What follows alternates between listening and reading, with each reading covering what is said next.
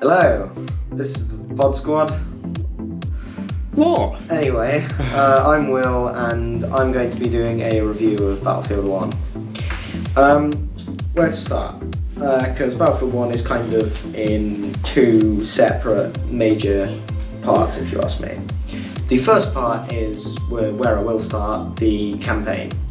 Now, if you take the campaign completely separately from the multiplayer, I would say this is just straight up a fantastic game. They made the campaign really immersive and sort of put a lot of research into their stories and made really believable characters. It's split down into 5 separate stories, or I believe 6 if you have one of the pre-order DLCs, but I can't say for definite.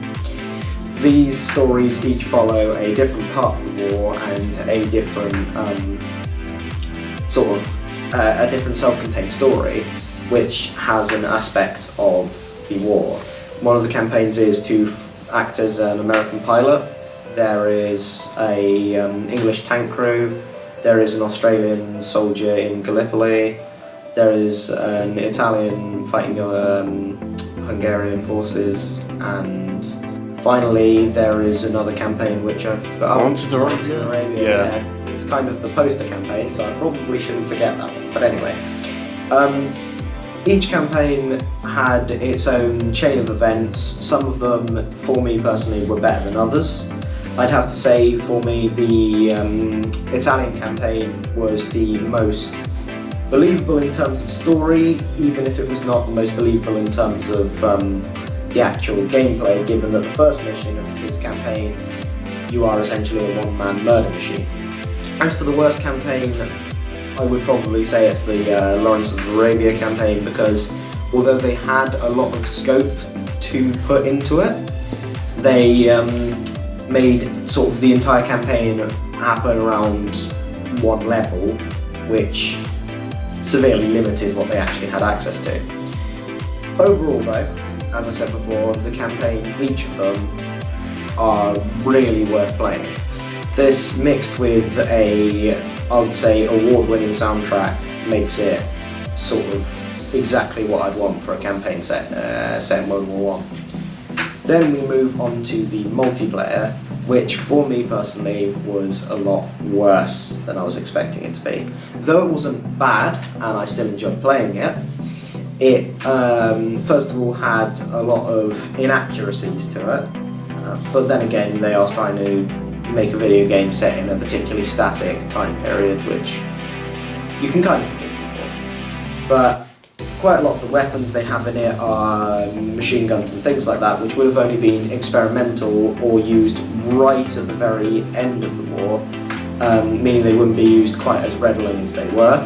And some of them were only usable by certain countries because they were the only people who had the tech at the time.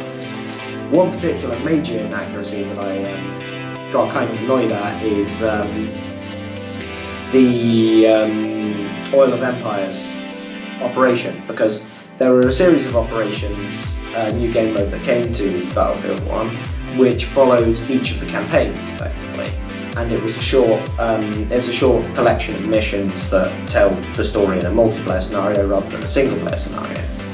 And the Oil of Empires operation has access to tanks for both sides. However, as it took place early on in the war, neither side at the time would have actually had access to tanks. They didn't see their first use until, I'm not sure, but around 4 years after.